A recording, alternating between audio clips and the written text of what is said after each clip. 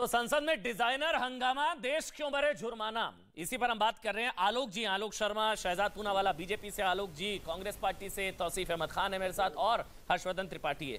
आलोक जी, 28 जून Chandigarh 47वीं GST council की बैठक, उसमें कांग्रेस पार्टी के राज्य के वित्त मंत्री नहीं थे क्या? और थे तो क्या उनकी तरफ से डिसेंट नोट दिया गया था? क्या विरोध किया गया था? आलोक जी। देखिए, मुझे लगता है आधा झूठ बताकर देश को बरगलाना आजकल एक परंपरा हो गई है। अगर उस नोट के अंदर ये लिखा हो कि 5% और 10% हम इस तरह से बढ़ाएंगे, या तो शहजाद भाई अभी दिखा दें कागज या आप दिखा दें। रैशनलाइजेशन का मतलब ये होता है कि हम 98% चीज़ों पर बढ़ा देंगे और फिर कहें कि साहब कांग्रेस भी तो वहाँ बैठी हुई थी। ये पुरानी परंपरा है सरकारियों की भी, दरबारियों की। 3 काले कानून आए तो कहा गया है तो कांग्रेस ही लाना चाह रही थी। हंगामा हुआ संसद में, कांग्रेस देखिए कितना बड़ा देशद्रोह कर रही है, और फिर वो तीनों काले कानून वापस हो गए। ये पूरे देश ने देखा। तब भी पूरा मीडिया जगत कहता था कि कांग्रेस जो है देशद्रोही का काम कर रही है। नोटबंदी के ऊपर जब हमने कहा, तब भी पूरे मीडिया ने कहा कि कांग्रेस देशद्रोही का काम कर रही है, नोटबंदी से बढ़िया कुछ नहीं हो सकता है। फिर उसके बाद क्या हुआ? काला धन आ गया, उस स्विस बैंक में 1.5 गुना 2 गुना पैसा बढ़ गया। मीडिया चैनल्स ने कोई डिबेट नहीं की। अगर उस मीटिंग में ये डिसाइड हुआ हो कि 5% और 12% ये रेट बढ़ेंगे, मैं डिबेट छोड़ के चला जाऊंगा पूरी दुनिया से माफी मांग के। दूसरी चीज, ऑयल बॉन्ड्स की बात आई, 3500 करोड़ रुपया हमारी ही सरकार देकर गई थी। उसके बाद अभी तक रैशनलाइजेशन पर था, इस पर नहीं था, आप ये कह रहे हैं? हाँ, बिल्कुल सच्चाई है ये। आपको भी पता है, लेकिन आप बताएंगे नहीं। नहीं, मुझे क्या पता क्या नहीं पता, वो तो अब पता लग रहा है। आपको क्या पता है? आप लोग थे क्या उस बैठक में? आपके राज्य के वित्त मंत्री थे? वो डिसेंट नोट था? मैं फिर बता रहा हूँ, अगर उसमें ये हो कि ये 50 आइटम हैं, हम इनके ऊपर ये टैक्स लगाएंगे, अगर ये उस मीटिंग में पास हुआ हो, मैं भी वो डिबेट छोड़कर माफी मांग के चला जाऊंगा। नहीं तो वो समझ तो निर्मला सीतारमण, एक मिनट वापस आते हैं। तो क्या निर्मला सीतारमण झूठ बोल रही हैं? बिल्कुल झूठ बोल रही हैं, सरेआम झूठ बोल रही हैं। ठीक है, ये ठीक है। एक मिनट, मैं शहजाद का जवाब लेता हूं। एक मिनट, ये इंपॉर्टेंट है, ये इंपॉर्टेंट है। देश की वित्त मंत्री निर्मला सीतारमण, एक मिनट, ये इंपॉर्टेंट है। आलोक जी, ये इंपॉर्टेंट है मेरे लिए। आप बोलिएगा, उसके बाद मैं आपको पूरा टाइम दूंगा। आलोक जी, एक मिनट, ये इंपॉर्टेंट है। क्या देश की वित्त मंत्री झूठ बोल रही है? आइटम्स डिसाइड हुए हों। एक मिनट, नहीं, अब आइटम्स में मत आइए। क्या 5% जीएसटी लिवाई करने की बात की गई थी? आया ना? भाई से बताइए ना। एक मिनट शहजाद, आप बोलेंगे। रैशनलाइजेशन, जीएसटी रैशनलाइजेशन की बात की गई। अगर ये कंसेंसस हुआ था, अब आप माइन्यूट होते जा रहे हैं। दिखा दीजिए मुझे। एक मिनट, पहले आपने बोला, एक मिनट आलोक जी, पहले आपने बोला कि जीएसटी रैशनलाइजेशन की बात थी, 5% लिवाई की बात नहीं थी। अब आप कह रहे हैं ये आइटम्स नहीं बताई गई थी। एक बार आप पहले बोल लीजिए क्या बात हुई थी, फिर शहजाद आप बोलिएगा, ताकि पता लगे कौन सच कौन। केवल रैशनलाइजेशन की बात हुई है। ठीक है, एक मिनट देखिए, हम पहले दिन से कह रहे हैं कि गब्बर सिंह टैक्स गलत लगाया गया था। ये 1 नेशन 1 टैक्स था ही नहीं, ये 1 नेशन 5 टैक्स था। उसी की रेक्टिफिकेशन करते करते आज रैशनलाइजेशन की बात चली। रैशनलाइजेशन का मतलब ये नहीं होता है कि 58% आप 98% चीजों पर टैक्स को बढ़ा दें। अगर कहीं किसी डिक्शनरी में हो तो हमें नहीं मिला। मेरी 2 वित्त मंत्रियों से बात हुई, दोनों ने ये कहा कि केवल रैशनलाइजेशन की बात हुई थी, ये नहीं था कि आप इतने आइटम्स पर इस तरह से टैक्स बढ़ा देंगे। ठीक है, अब आप बोलिए। एक मिनट शहजाद, एक मिनट शहजाद, अब शहजाद, नहीं, एक मिनट आलोक जी, आलोक जी, ये जरूरी है। आलोक जी, मेरे सामने ट्वीट है निर्मला सीतारमण का, उन्होंने लिखा है, this was a unanimous decision by the GST council. Shahzad, एक मिनट, आप ही के पास आ रहा हूं। निर्मला सीतारमण ने लिखा है, this was a unanimous decision by the GST Council. All states were present in GST Council when this issue was presented by the GOM on rate rationalization. जब इस मुद्दे को रखा गया in the 47th meeting held in Chandigarh on June 27, all state including non-BJP state, Punjab, Chhattisgarh, Rajasthan, Tamil Nadu, Bengal, Andhra Pradesh, Telangana, Kerala. तो क्या वित्त मंत्री झूठ बोल रही थी या आलोक जी झूठ बोल रहे हैं? मुझे जानना है। शहजाद पूनावाला, सिर्फ आप बोलेंगे, सबका ऑडियो बंद रहेगा, एक एक करके बोलेंगे सारे।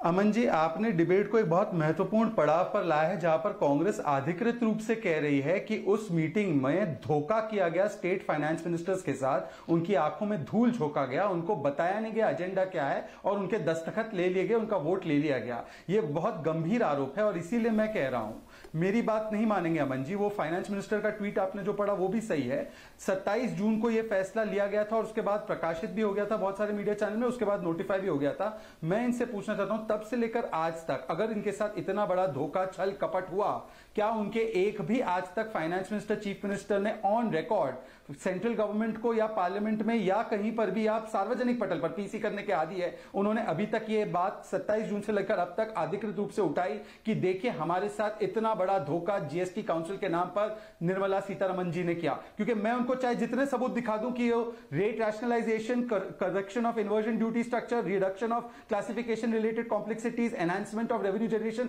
ये सारे एजेंडा आइटम्स थे और उसमें हर चीज पर डिस्कशन होती है, हर चीज पर क्या करना है, ये सारी विस्तृत डिस्कशन होती है। परंतु आलोक जी ने जो आरोप लगाया है, मुझे लगता है कि आलोक जी पहले यह बता दे कि इतना बड़ा छल कपट किया, आप जैसे प्रवक्ता को पता है, क्या आपके फाइनेंस मिनिस्टर और मुख्यमंत्री को नहीं पता था? इतने दिन में उन्होंने क्या इस बात को उठाया, हां या ना? सिर्फ इसका जवाब दीजिए आलोक जी। जीएसटी काउंसिल में धोखा हुआ आपके वित्त नोटिफिकेशन जब से आया है, एक मिनट, नोटिफिकेशन जब से आया, जब से सब ने उठाया है। जब तक अंधेरे में थी बात, कौन उठाता, कैसे उठाता? नहीं, आपके किसी अगर उससे पहले कोई नोटिफिकेशन सरकारी आइटम, एक मिनट सर एक मिनट, आपके पूरी किसी पार्टी पूरी संसद में विरोध कर रही है। मैं जो कह रहा हूं सुनेंगे आप अभी? मैं कह रहा हूं पूरी पार्टी संसद से लेकर सड़क तक विरोध कर रही है। मैं कह रहा हूं पूरी संसद से लेकर सड़क तक हम विरोध कर रहे हैं। फाइनेंस मिनिस्टर जो थे राजस्थान के, विरोध क्यों नहीं आया उसका? मैं कह रहा हूं कि अगर मैंने एक बार बात कही मैंने, अरे वो थे वहां पे, अगर उस मीटिंग के अगर उनके साथ हुआ था, एक मिनट सुनो ना भाई। आलोक जी उनके साथ धोखा हुआ है, ये गलत है, ये मैं आपके साथ हूं। अमन जी एक मिनट, आलोक जी मैं आपके साथ हूं। जीएसटी काउंसिल में अगर कांग्रेस के वित्त मंत्रियों के साथ धोखा हुआ है तो कांग्रेस के कौन से वित्त मंत्री का गुजरात और कर्नाटक का चुनाव आता है तो अरे भाई जीएसटी घट जाते हैं गुजरात के आइटम पे, अगर गुजरात का चुनाव नहीं है सर। नहीं आलोक भाई, अब आप एक मिनट अमन जी ये क्लियर करके जाइए, बहुत इंपॉर्टेंट है ये। अमन जी आपने बोला जीएसटी काउंसिल में बीच में यार, नहीं एक मिनट, नहीं ऐसे नहीं आलोक जी, आराम से बात मैं चुप हो जाता हूं, आप लोग दोनों बोल नहीं अब आप चुप, मेरे को पता है ऐसा होता है जब आप फंसेंगे। मेरा सवाल है, आपने बोला आलोक जी ऐसा होता नहीं, एक मिनट रुक जाइए आलोक जी, मैं गलत साबित करिए ना, फिर गलत साबित करिए ना, उखड़ क्यों रहे हैं? सवाल पूछ रहा हूं, बैठे हैं आप, उनसे कागज क्यों नहीं मांगते हैं? तो मैं आपसे, अरे आप आरोप आपने लगाया, शहजाद ने लगाया, पूछिए ना कागज। अभी आपने आरोप लगाया कि जीएसटी काउंसिल में हमारे वित्त मंत्रियों के साथ धोखा हो गया। जीएसटी काउंसिल की आलोक जी आपने बोला हमारे वित्त मंत्रियों के साथ धोखा हो गया, आपने बोला हमारे वित्त मंत्रियों के साथ धोखा हो गया, देश की जनता के साथ धोखा हुआ। तो आपके जो वित्त मंत्रियों के साथ धोखा हुआ, किसी का कोई स्टेटमेंट? अरे भाई मैं सीधा कह रहा हूं, जीएसटी काउंसिल के मिनट्स ओपन कर दीजिए ना आप। अगर उन्होंने साइन किया है तो हम सब माफी मांगेंगे। अच्छा चलिए ठीक है, शहजाद बोल लीजिए फिर एक मिनट। आप लोगों को समझ ही नहीं आ रही, कांग्रेस विरोध कर रही है, डिबेट कर रहे हैं आप लोग। कांग्रेस विरोध कर रही है, कीजिए, फालतू करने की जरूरत क्या है? कांग्रेस विरोध कर, एक तो आलोक जी, एक तो कागज होता तो बीजेपी जनता के बीच में लाकर नहीं छोड़ देती अमन जी।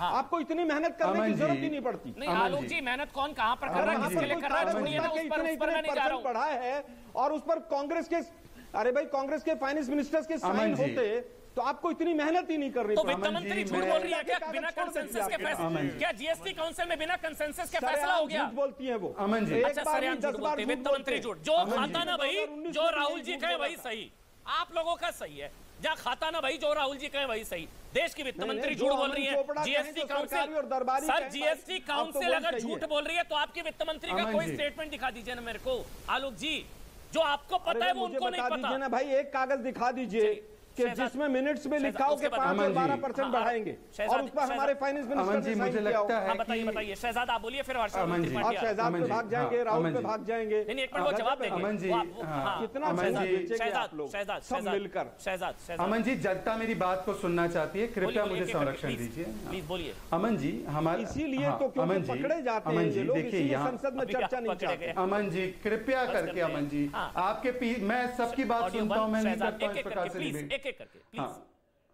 शहजाद।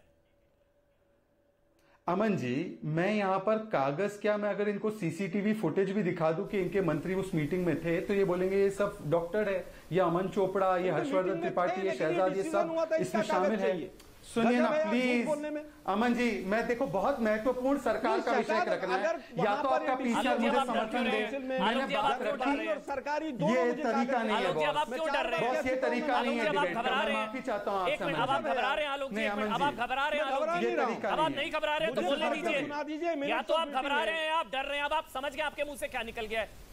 अरे मैं घबराता नहीं, चार तो लोगों फिर बोलने दीजिए ना, फिर भाई मैं बोलने दीजिए ना, फिर सरकारियों से बोलने दीजिए ना, बोलने दीजिए। नहीं ऐसा नहीं है, विषय रखने का मौका मिलेगा क्या? अब आप बोलिए, पे ले जा रहे हैं देश को बरगला अब बस ठीक, एक मिनट शहजाद, अब आप बोलिए, ऑडियो बंद है सबका, भाई ऑडियो बंद है, एक-एक करके बोलेंगे। शहजाद आप बोलिए, आपका पीसीआर, शहजाद आपका पीसीआर कोऑपरेट भी तो कर सकता है ना। मैंने तो सारी बातें सुनी है उन सबकी, और जब मैं इतना महत्वपूर्ण विषय रख रहा हूँ, आपका पीसीआर उनका ऑडियो लाउड करके मुझे तोते की लड़ाई लड़वा रहा है। मैं ऑडियो नहीं बंद, मुझे नहीं लड़नी तोते की लड़ाई। शहजाद आप बोलिए, शहजाद आप, पर मुझे प्लीज अपनी बात रखने दीजिए। बोलिए शहजाद।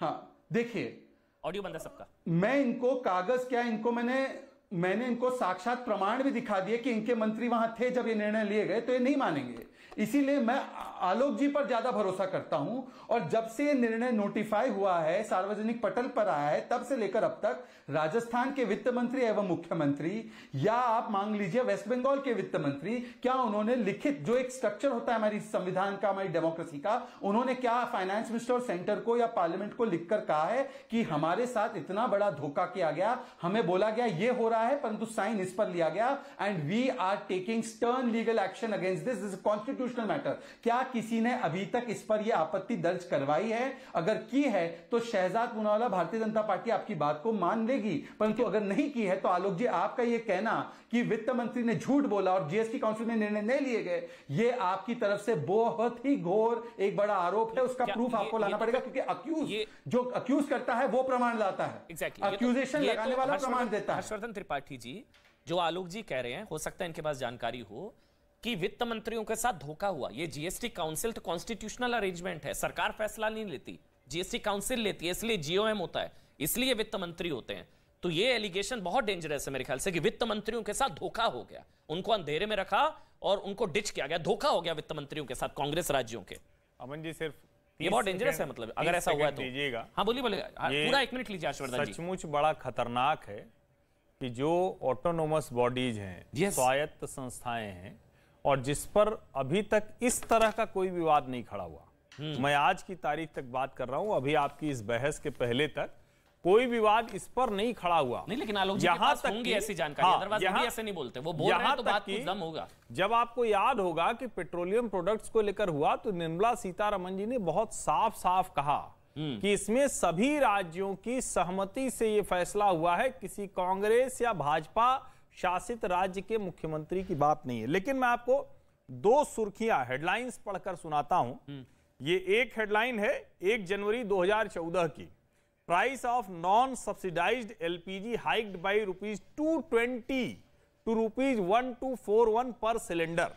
और मैं जानता हूं कि अभी तुरंत ये जवाब आएगा कि देखिए ये तो नॉन सब्सिडाइज्ड थे, जनता को क्या मिलता था। तो एक और हेडलाइन में पढ़ देता हूं, ये 4 अक्टूबर 2012 की है, price of non subsidised LPG cylinder hiked by ₹127 per cylinder to ₹883.50। और इसी में जब नीचे जाते हैं तो मेरे ध्यान में नंबर नहीं आ रहे थे।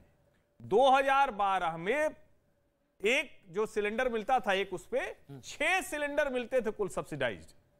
क्या इस देश में जो परिवार हैं उनका एक सिलेंडर में 2 महीने काम चल सकता है? और उसमें साफ लिखा हुआ है कि नॉन सब्सिडाइज्ड सिलेंडर आप कितने भी ले सकते हैं। 2012 में 883, 2014 में 1241। मैं अब कह रहा हूं कि दरअसल यही वो वजह है जिसकी वजह से ठीक से महंगाई पर बहस करने से भागने की कोशिश होती है, वरना देश की जनता सब साफ सुनेगी ना। अंडर रिकवरी के नाम पे देश ही की जनता का तो पैसा है ना, चाहे कान इधर से पकड़िए या घुमा के पकड़। त्रिपाठी जी एक चीज है ना, त्रिपाठी जी एक चीज है जो स्मृति ईरानी ने राहुल गांधी जी के लिए बोला, उन्होंने बोला कि वो सरगना शब्द का इस्तेमाल, वो सवाल कितने पूछे उन्होंने, ये सारी चीजें मैटर करती हैं क्या? ये इसका मतलब उन्होंने सवाल नहीं पूछे तो क्या विपक्ष विरोध नहीं कर सकता है क्या? मतलब क्या विपक्ष विरोध ना करे, हंगामा ना करे, सवाल ना पूछे? अमन जी, मुझे लगता है कि आप अन्याय कर रहे हैं। राहुल गांधी जी सत्र में आते हैं, कितना आते हैं इस पर तो आपको सवाल पूछना ही नहीं चाहिए। क्योंकि अगर ऐसा होता मैंने नहीं तो पूछा, स्मृति ईरानी ने बेहद गंभीर मौकों पर जब पूरी कांग्रेस पार्टी इस मुद्दे पे रहती है कि नहीं अब तो एकदम उखाड़ फेंकना है सरकार को, जनता के बीच में जाएंगे, राहुल जी उखाड़ फेंकने के बजाय चले जाते हैं विदेश यात्रा। तो ये मुझे लगता है ये वाला सवाल पूछना, कितने प्रश्न पूछे, आपको ये पूछना चाहिए कि राहुल जी रहते हैं या नहीं रहते। हाँ, कई बार संसद में रहते हैं, कई बार नहीं रहते हैं। मुझे लगता है ये तो कोई प्रश्न ही नहीं है। अच्छा, ये कोई प्रश्न ही नहीं है। मैं एक मिनट, तौसीफ अहमद खान, तौसीफ भाई, क्या बंगाल के वित्त मंत्री के